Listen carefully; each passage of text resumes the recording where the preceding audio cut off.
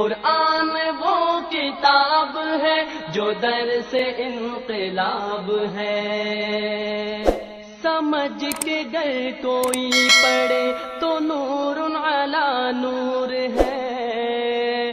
قرآن میں ہے کیا ہے کہ نبی ہماری طرح بشر ہے، یہ نبی نے کہا کہ میں تمہاری طرح۔ اللہ نے اپنے محبوب سے یہ بات کہلوائی، تھوڑی دیر کے لیے کیوں کہلوائی اس پر غور کرتے۔ نبی ہماری طرح ہے، نبی ہماری طرح ہے۔ جو نبی اشارہ کر دے تو ڈوبا ہوا سورج واپس آ جائے، جو نبی اشارہ کر دے تو چاند کے 2 ٹکڑے ہو جائے، جو نبی اشارہ کر دے تو درخت اپنی جگہ سے اٹھ کر کے حضور کے پاس آ جائے، سجدے کرنا شروع کر دے،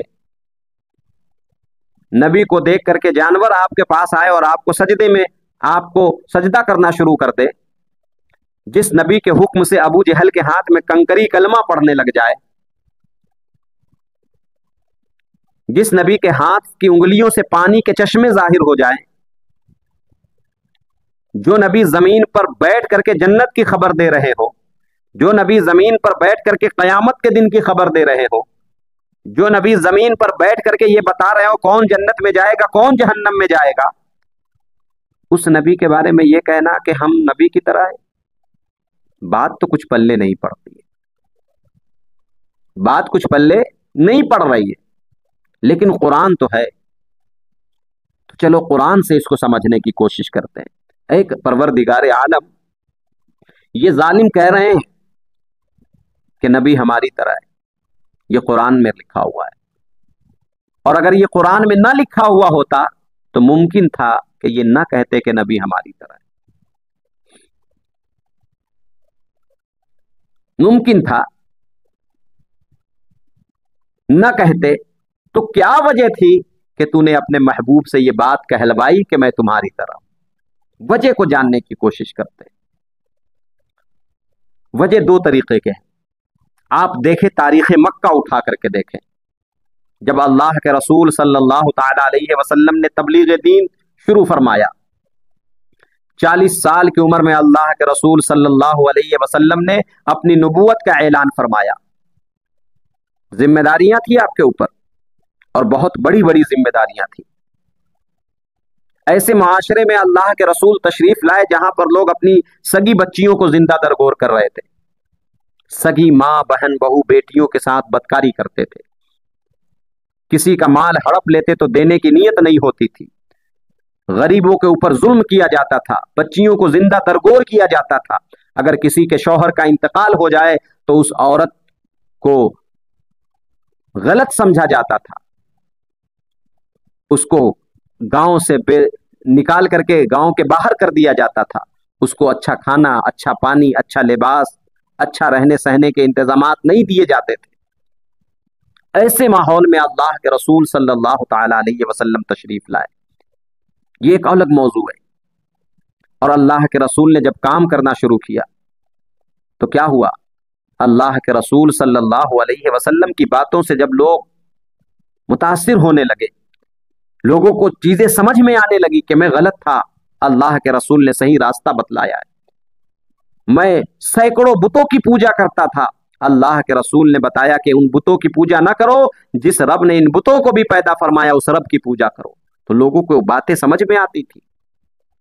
جب دھیرے دھیرے لوگ اسلام کے دامن سے وابستہ ہوتے گئے تو کیا ہوا؟ مکہ کے جو رئیس لوگ تھے، جو مکار لوگ تھے، انہوں نے دیکھا کہ محمد صلی اللہ علیہ وسلم نے جب سے اپنی نبوت کا اعلان فرمایا ہے، بڑی تیزی کے ساتھ ان سے لوگ متاثر ہو رہے ہیں۔ تو لوگوں نے کیا کیا؟ مشورہ کیا۔ مشورہ کیا تھا؟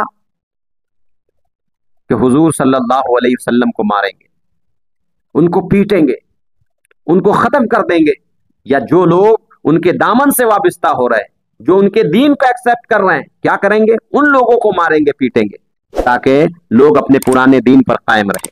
لوگوں نے کیا کیا؟ مشورہ کیا، اور مشورہ کرنے کے بعد باقاعدہ مارا بھی، پیٹا بھی، پریشان بھی کیا، دانا پانی بھی بند کر دیا، اپنے معاشرے سے نکال بھی دیا۔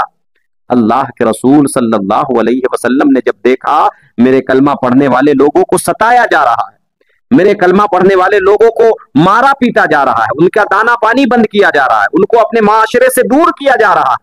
اللہ کے رسول صلی اللہ تعالی علیہ وسلم نے جب دیکھا کہ سینکڑوں بتوں کی پوجا کرنے والے لوگوں کو جب میں یہ بتلا رہا ہوں کہ ایک رب کی پوجا کرو جس نے ساری کائنات کو پیدا کیا ہے، تو وہ لوگ اس کو مار پیٹ رہے ہیں، تو اللہ کے رسول صلی اللہ تعالی علیہ وسلم کو یہ چیز برداشت نہیں ہوئی، تو اللہ تبارک و تعالیٰ نے فرمایا اے محبوب آپ ان ظالموں سے کہیے کہ میں نے اپنی نبوت کا اعلان کیا ہے، میں نے اپنی نبوت کا اعلان کیا ہے۔ تو سارے لوگوں نے کہا آپ نبی ہیں؟ تو میرے آقا نے فرمایا الحمدللہ، میں سارے نبیوں کا تاجدار ہوں۔ تو آپ کو پتا ہے جب آپ سے پہلے نبی دنیا میں تشریف لائے، آپ نے جب اپنی نبوت کا اعلان فرمایا تو ان کی امتیوں نے بھی سوال کیا تھا آپ اللہ کے نبی ہیں؟ فرمایا ہاں میں نبی ہوں۔ تو کیا کرتے تھے لوگ؟ کہتے تھے کہ آپ نے خدا کو دیکھا ہے؟ تو سارے نبیوں نے یہ کہا کہ میں نے نہیں دیکھا، مجھ کو جبرائیل نے بتایا ہے۔ لیکن جب میرے نبی سے یہ بات پوچھی گئی کہ آپ نے خدا کو دیکھا ہے، تو میرے آقا صلی اللہ علیہ وسلم نے فرمایا ہاں میں نے اپنے رب کو دیکھا ہے۔ سبحان اللہ، غالباً اسی طرف سرکار اعلیٰ حضرت اشارہ فرما رہے ہیں، اور کوئی غیب کیا تم سے نہا ہو بھلا یا رسول اللہ، جب نہ خدا ہی چھپا تم پہ کروڑوں درود۔ جب خدا ہی مصطفیٰ سے نہیں چھپا تو دنیا کی کون سی چیز ہے جو مصطفیٰ کی ذات سے چھپ سکتی ہے؟ خیر، میرے آقا صلی اللہ علیہ وسلم نے میں نے دیکھا ہے۔ تو لوگوں نے کہا، پچھلی امتوں نے بھی نبیوں سے کہا اچھا نبی ہے تو کوئی معجزہ دکھلائیے، نبی ہے تو کوئی معجزہ دکھلائیے۔ سارے نبیوں نے دکھلایا، جس کو اللہ نے توفیق دی وہ ایمان بھی لائے۔ اسی طریقے سے جب میرے آقا نے یہ بات ارشاد فرمائی کہ میں نبی ہوں، تو آپ سے بھی لوگوں نے کہا کہ معجزہ دکھلائیے، تو کیا نہیں دکھلایا؟ سراپا معجزہ میرے آقا صلی اللہ علیہ وسلم کو رب نے بنا کر کے بھیجا۔ کیا دیکھنا چاہتے ہو؟ فرمایا چاند کو 2 ٹکڑے کر دیے، میرے آقا نے چاند کو 2 ٹکڑے کیا، ڈوبے ہوئے سورج کو باہر نکالا، ایک پیالے دودھ میں 70 لوگوں کو پلا دیا۔ سبحان اللہ، انگلیوں سے پانی کے دھارے جاری ہو گئے۔ اللہ کے رسول صلی اللہ علیہ وسلم نے سینکڑوں ہزاروں معجزات لوگوں کو دکھلائے، جس کو اللہ نے توفیق دی وہ ایمان بھی لائے۔ لیکن جب شروعات میں تبلیغ فرما رہے تھے تو لوگ پریشان کر رہے تھے، نبی نہیں مانتے تھے، کہتے ہم آپ کو نبی نہیں مانتے، معاذ اللہ آپ تو جادوگر ہیں، آپ لوگوں کو جادو دکھا دکھا کر کے کلمہ پڑھا رہے ہیں۔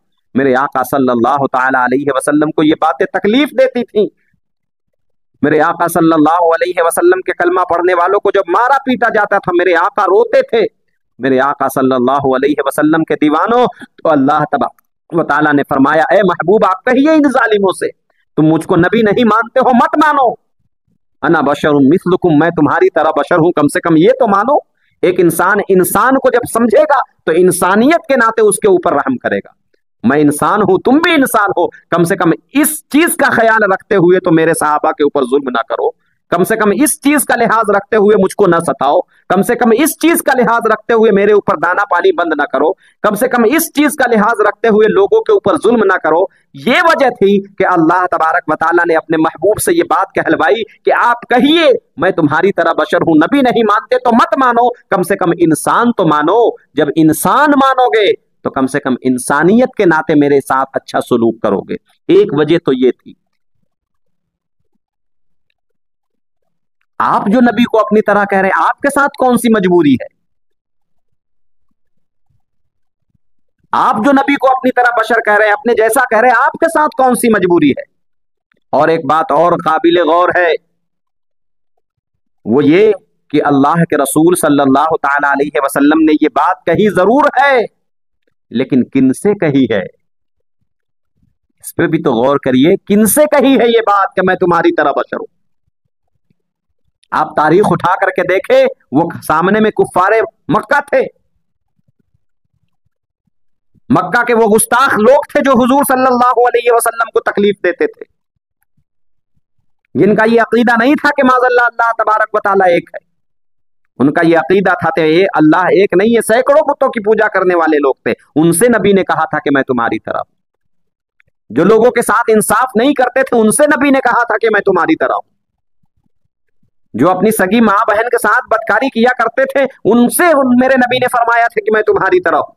اب اس تمہید کی روشنی میں آپ سے پوچھنا چاہتا ہوں، کون ایسا مسلمان ہے جو یہ کہہ سکتا ہے کہ میرے آقا صلی اللہ علیہ وسلم ایسے تھے جیسے کفار مکہ تھے؟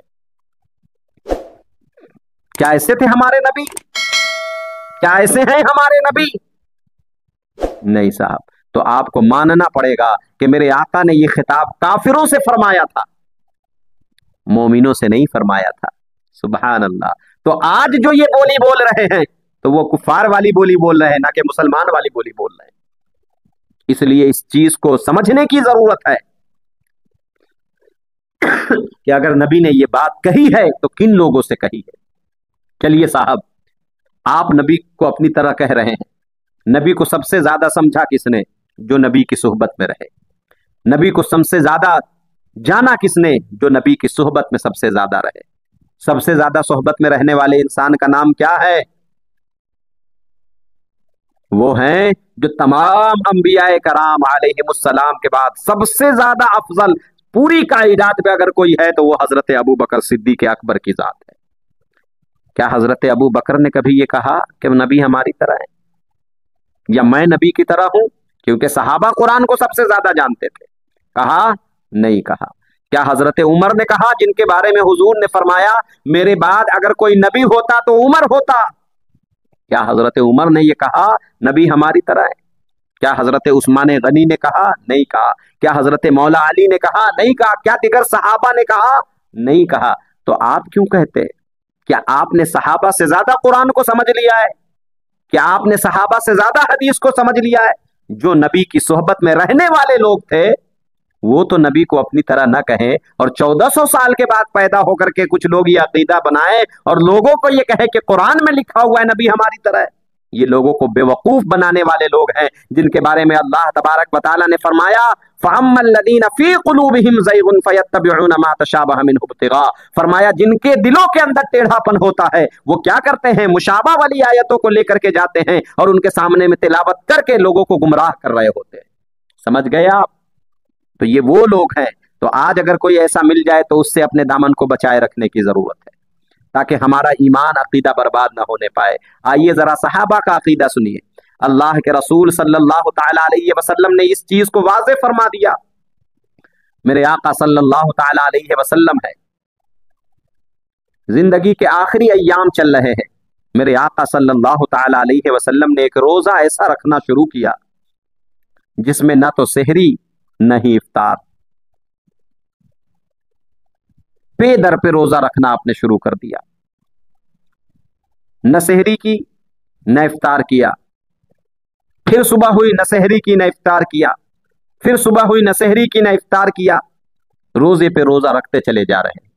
सहाबा कराम को यह बात मालूम हुई कि अल्लाह के रसूल सल्लल्लाहु अलैहि वसल्लम ऐसा रोजा रख रहे हैं। तो सहाबा की यह आदत थी, क्योंकि वो हुजूर से मोहब्बत करने वाले लोग थे, हुजूर पर अपनी जान माल हर चीज को कुर्बान कर देने वाले लोग थे। यही सबक हमें बरेली के अहमद रजा दे रहे हैं। ऐ लोगों, अपने नबी पर जान माल सब चीज कुर्बान कर दो। क्यों? क्योंकि उन्हें जाना, उन्हें माना, न रखा गैर से काम, लिल्लाहिल हम्द में दुनिया से मुसलमान गया। सब कुछ अपने नबी पर निसावर कर दो। सहाबा कराम ऐसे थे, मोहब्बत सहाबा कराम के अंदर नबी की थी। तो कहा लाओ नबी रखते हैं तो हम भी रखना शुरू कर देते हैं। तो सहाबा कराम ने भी ऐसा रोजा रखना शुरू कर दिया। न सहरी की न इफ्तार किया, फिर से सहर का वक्त हुआ, न सहरी की न इफ्तार किया। अब एक दिन दो दिन एक इंसान बर्दाश्त कर सके। मेरे आका सल्लल्लाहु अलैहि वसल्लम ने देखा कि नमाज में सहाबा कराम की तादाद कम होती जा रही। तो मेरे आका सल्लल्लाहु अलैहि वसल्लम ने मौजूदा सहाबा से पूछा क्या बात है, लोग कहाँ हैं? तो सहाबा ने कहा या रसूल अल्लाह बीमार हो गए। कहा कैसे बीमार हो गए? कहा या रसूल अल्लाह वो आपको देखा रोजा रखते हुए जिसमें न सेहरी है न इफ्तार है, वो भी वैसा रोजा और इफ्तार बगैर रोजा और इफ्तार वाला रोजा रखना शुरू कर दिए। अल्लाह के रसूल ने सबको बुलाया और बुलाने के बाद फरमाया अय्युकुम मिस्ली, क्या तुम मेरी तरह हो? हाय हाय हाय, क्या तुम मेरी तरह हो? अल्लाहु अकबर, अल्लाहु अकबर। अब जरा रुक करके उस चीज को यहां पर सामने लेकर के आइए। जब अल्लाह के रसूल ने कुरान की आयत में जब अल्लाह ने अपने महबूब से कहलवाया क्या अना बशरुम मिस्लुकुम, ऐ महबूब आप कहिए मैं तुम्हारी तरह बशर हूं, तो किनसे कहलवाया? जो काफिर थे उनके सामने अल्लाह ने क्या कहलवाया? मैं तुम्हारी तरह बशर हूं। जो मोमिन थे उनसे अल्लाह के रसूल क्या फरमा रहे? अय्युकुम मिस्ली, क्या तुम मेरी तरह हो? अल्लाह अकबर। फर्क को समझने की कोशिश करिए। काफिरों से कहा मैं तुम्हारी तरह हूं, और मोमिनों से क्या कहा, क्या तुम मेरी तरह हो। अल्लाह अकबर, अल्लाह अकबर। तो हिकमत के तहत भी बात कही जाती है। वजूहात होते हैं, कभी कभी इस तरीके की बातें की जाती हैं। इसलिए कुरान और हदीस को समझने के लिए बेपढ़े लिखे लोगों के पास जाने की जरूरत नहीं है। अच्छे आलिम दीन के पास जब आप जाएंगे तब कुरान और हदीस के मफहूम को आप सही तरीके से समझ पाएंगे। तो अल्लाह के रसूल सल्लल्लाहु अलैहि वसल्लम के सहाबा ने क्या कहा, या रसूल अल्लाह, ये तो मेरे जहन के गुमान में भी नहीं है कि मैं आपकी तरह हूं। तो मेरे आका ने फरमाया, सहाबा, मेरा रब मुझको खिलाता पिलाता है, जाओ तुम लोग रोजा इफ्तार करो, खाओ पियो, तुम मेरी तरह नहीं। यहां पर एक बात तो समझ में आ गई कि जो ये कहे कि नबी मेरी तरह है वो काफिरों वाली बोली बोल रहा है, और जो ये कहे कि नबी मेरी तरह नहीं है, नबी तो अफजलो आला है, वो मोमिनों वाली बोली बोल रहा है। समझने की कोशिश करें, ये कोई जज्बाती गुफ्तगू नहीं है। कुरान को मैं समझाने की कोशिश कर रहा हूं। अल्लाह हमें और आपको समझकर कुरान पढ़ने की तौफीक अता फरमाए। अच्छा साहब, चलिए, ये बात तो हो गई। ऐसे लोगों से एक बात कही। दूसरी बात, वो वक्त की नजाकत थी, वक्त की मांग थी कि ऐसा कहिए आप। क्यों? क्योंकि वो आपको नबी नहीं मान रहे। इंसानियत के नाते कम से कम आपके ऊपर जुल्म वो ना करे। जैसा करबला के मैदान में हजरत इमाम हुसैन को बुलाया गया, आपके कुंबे को प्यासा रखा गया, भूखा रखा गया, एक के बाद दिगर जानिसार आपके ऊपर कुर्बान होते रहे। उसके बावजूद मेरे आका सल्लल्लाहु अलैहि वसल्लम के नवासे हजरत इमाम हुसैन ने उन जालिमों से क्या कहा, है लोगों, मैं खुद नहीं आया हूं, तुमने मुझको बुलाया है। क्या कोई अपने मेहमान के साथ ऐसा सलूक करता है? हुकूमत की लालच में आकर के तुम ये भूल गए हो कि मैं कौन हूं। अल्लाह अकबर।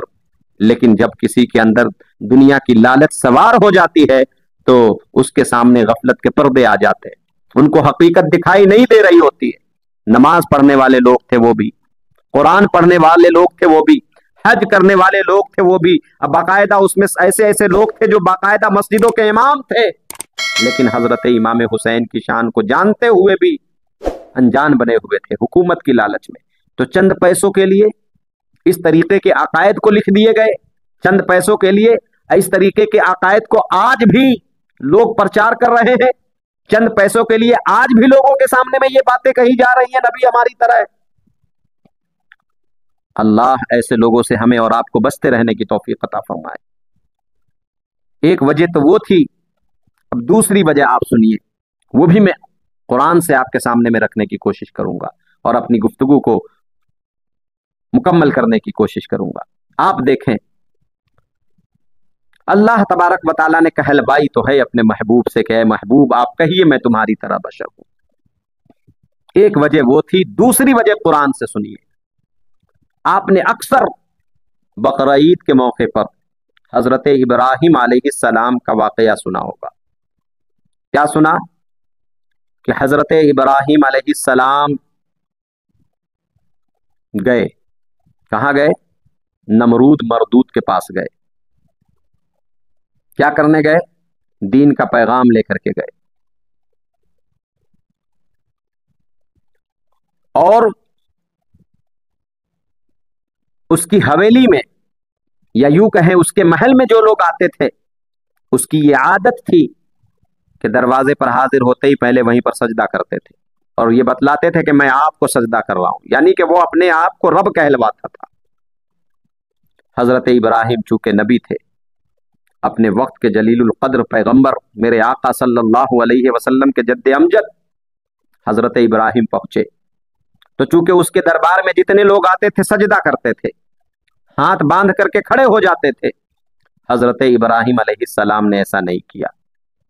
क्यों नहीं किया? क्योंकि आप उसको खुदा नहीं मानते थे। उसी बात का जवाब मैं देने जा रहा हूं। मैं अपने मौजू से अलग नहीं हूं, मैं कहीं और लेकर के नहीं जा रहा हूं। आप गौर से सुनेंगे तो आज आपके सामने में एक बढ़िया खुलासा सामने में आएगा। हजरत इब्राहिम पहुंचे तो नमरूद मरदूद ने कहा, इब्राहिम क्या तुझको मालूम नहीं है کہ جو بھی یہاں آتا ہے وہ مجھ کو سجدے کرتا ہے؟ حضرت ابراہیم علیہ السلام نے کہا میں اپنے رب کو سجدہ کرتا ہوں۔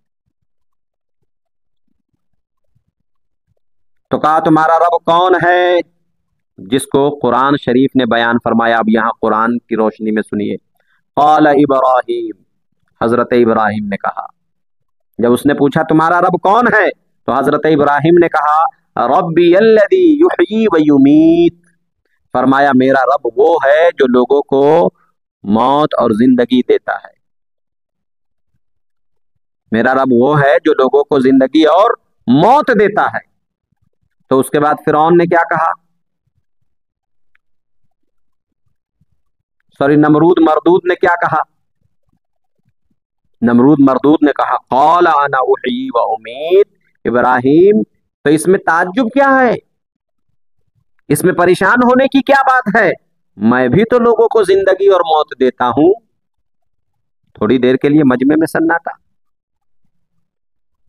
کہ یہ لوگوں کو زندگی اور موت کیسے دیتا ہے؟ حضرت ابراہیم علیہ السلام نے کہا کیسے؟ تو اس نے کیا کیا؟ دو قیدیوں کو بلایا۔ ایک وہ قیدی جس کو سزائے موت مل چکی تھی، سزائے موت، اور دوسرا وہ قیدی جس کو رہائی کا پروانہ مل چکا تھا، یعنی کہ تم زندگی پا گئے اور تم مرنے جا رہے ہو۔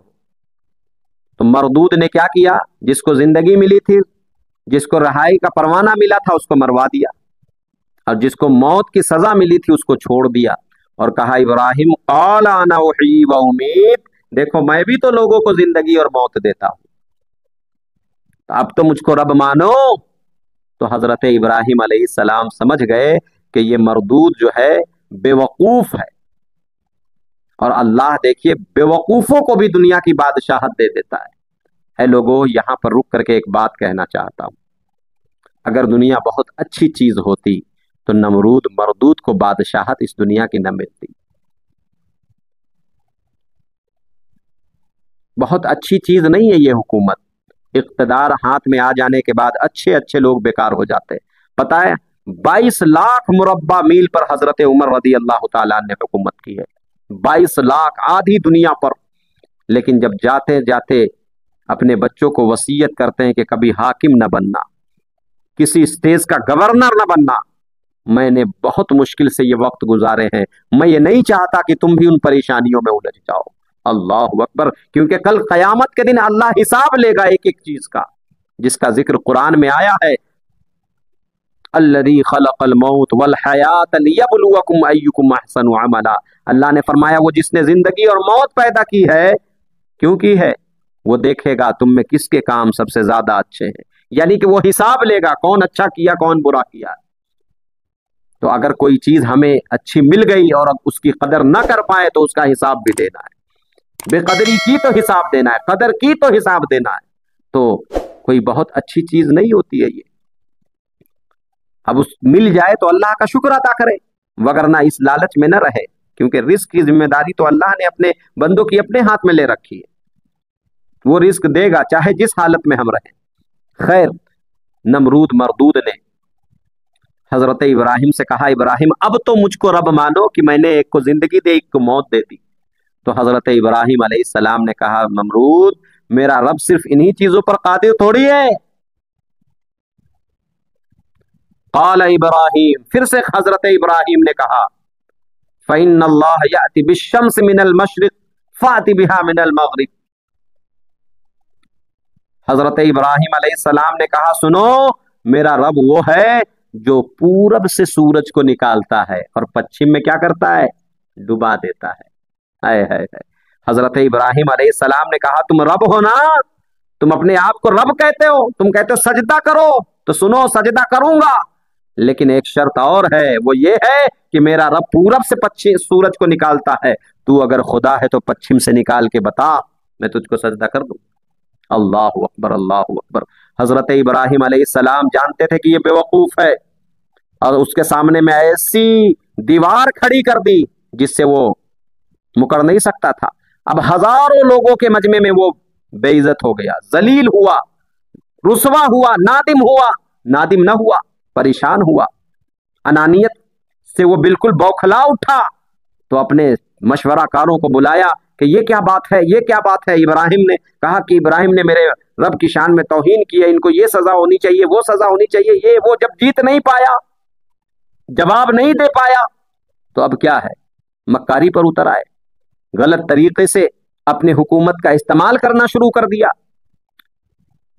یہ بات کی بات ہے، لیکن جو سمجھانا چاہ رہا ہوں وہ یہی پر سمجھانا چاہ رہا ہوں، اور اس چیز کو سمجھانے کے لیے اتنا واقعہ مجھے سنانا ضروری تھا۔ اب آپ بتائیں، حضرت ابراہیم نے یہ کہا کہ میرا رب وہ ہے جو پورب سے سورج نکالتا ہے اور پچھم میں ڈباتا ہے۔ حضرت ابراہیم علیہ السلام نے کہا تو رب ہے تو پچھم سے نکال۔ یہ کیا تھی؟ یہ کون سی بات تھی؟ یہ دلیل الوہیت تھی حضرت ابراہیم علیہ السلام کی۔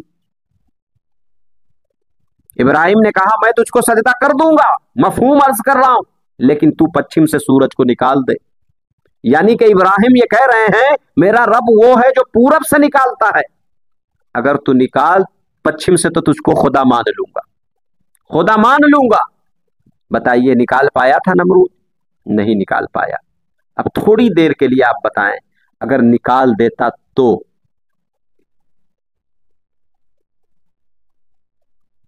نکال دیتا تو کیا حضرت ابراہیم علیہ السلام کو رب ماننا نہیں پڑتا؟ کیا سجدہ کرنا نہیں پڑتا؟ پھر لوگوں کے ایمان اور عقیدے کا کیا ہوتا؟ لیکن حضرت ابراہیم جانتے تھے کہ یہ خدا نہیں ہے، یہ نکال نہیں سکتا ہے، لیکن یہ دلیل حضرت ابراہیم علیہ السلام کی قرآن میں موجود رہی۔ جب اللہ کے رسول صلی اللہ علیہ وسلم پر یہ قرآن نازل ہوا، تبھی تو یہ آیت میں آپ کے سامنے میں پڑھ رہا ہوں کہ ابراہیم کی دلیل الوہیت کی روشنی میں وہ خدا ہے، دلیل ابراہیمی کی روشنی میں وہ خدا ہے جو پچھم پورب کے بجائے پچھم سے بھی سورج نکال دے۔ نہیں نکالا، لیکن دل پر ہاتھ رکھ کے دیکھو، اپنے نبی کے معجزات کو یاد کرو۔ وہ تو نہ نکل پایا، لیکن اسی ڈوبے ہوئے سورج کو مقام صحبہ میں میرے آقا صلی اللہ علیہ وسلم نے حضرت علی کو دیکھا لیٹے ہوئے، اور میرے آقا صلی اللہ علیہ وسلم آئے اور آنے کے بعد حضرت علی کے زانوئے مبارک پر سر رکھ کر کے آنکھ بند کر کے لیٹ گئے۔ اے ہے حضرت علی کی کیا قسمت ہے، سبحان اللہ، کیا شان ہے مولا علی کی۔ آج خواب میں دیدار ہو جائے تو کیا کہنے۔ علی کی شان یہ ہے کہ مصطفیٰ گود میں لیٹے ہوئے ہیں، علی مصطفیٰ کی زیارت کیے جا رہے ہیں۔ اتفاق ایسا کہ اس دن حضرت علی نے عصر کی نماز ادا نہیں فرمائی تھی۔ میرے آقا آرام کر رہے ہیں، میرے آقا نے حضرت علی نے آقا کو اٹھایا بھی نہیں کہ کہیں ایسا نہ ہو کہ بے ادبی ہو جائے۔ ایک طرف نبی کی عزت ہے، نبی کی شان میں ادب اور احترام ہے، دوسری طرف نماز عصر ہے۔ لوگ عبادت کرنا ہمیں سکھاتے ہیں، صحابہ نے ہمیں ہر چیز کر کے بتلا دیا ہے۔ نماز سب سے فرض اور اہم چیز ہے، لیکن مصطفیٰ کی محبت کے بعد، کیونکہ جس دل کے اندر نبی کی محبت نہ ہو، نبی کی بات تو دور ہے۔ میرے آقا صلی اللہ تعالی علیہ وسلم نے ارشاد فرمایا کہ اگر کوئی انسان ایسا ہو جو خانہ کعبہ کی زیارت کی توفیق اللہ اس کو دے دے، روزے کی حالت میں ہو، مقام ابراہیم اور خانہ کعبہ کے درمیان میں ہو، سجدے کر رہا ہو، اور اس کی روح اس کے جسم سے نکل جائے اور اس حالت میں نکلے کہ وہ اہل بیت کا گستاخ ہو، اللہ اس کی نماز کو اس کے منہ پر مار دے گا، وہ جہنمی ہے۔ جب اہل بیت کا بغض رکھ کر کے انسان مرے تو وہ جہنمی ہوتا ہے۔ تو جو نبی کا بغض لے کر کے نماز پڑھ رہا ہو، جو نبی سے حسد لے کر کے نماز پڑھ رہا ہو، جو نبی کی توہین رکھ کر کے نماز پڑھ رہا ہو، کیا اس کی نماز ہوگی؟ نماز سب سے افضل عبادت ہے، لیکن مصطفیٰ کی محبت اس سے پہلے ضروری ہے، اس لیے کہ بغیر مصطفیٰ کی محبت کے ایمان مکمل نہیں ہوتا ہے، اور جب ایمان ہی مکمل نہیں تو اس کے اوپر نماز ہی فرض نہیں ہے۔ خدا کے گھر میں علی کی آمد ہے، خدا کے گھر میں شہادت ہے، علی کا نعرہ دلوں کی طاقت ہے، علی کا ذکر عبادت ہے، علی کا ذکر عبادت ہے۔ میری ملت کے نوجوان سنو، علی ہے بولتا قرآن، سنو حیدر مولا۔